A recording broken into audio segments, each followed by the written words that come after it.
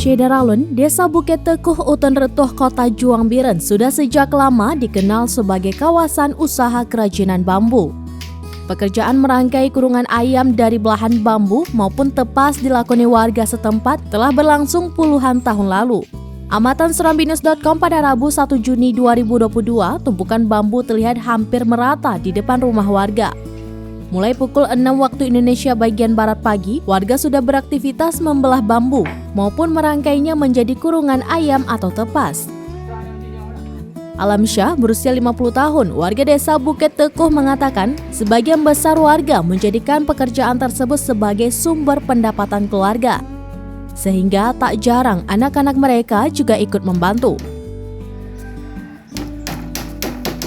Hasil kerajinan anyaman bambu ini akan dibeli penampung dan dipasarkan ke berbagai daerah, mulai dari Biren, Melaboh, dan juga beberapa kabupaten kota lainnya di Aceh. Kerajinan dari bambu ini masih dilakukan secara tradisional dengan pola yang terbatas dan belum banyak inovasi bentuk yang dilahirkan dari kerajinan produk utama bambu tersebut. Karena hal terbatas itu, para perajin berharap adanya perhatian dari pemerintah untuk membina warga setempat dalam proses kreatif dan memasarkan produk agar hasil yang diperoleh dapat lebih berkembang.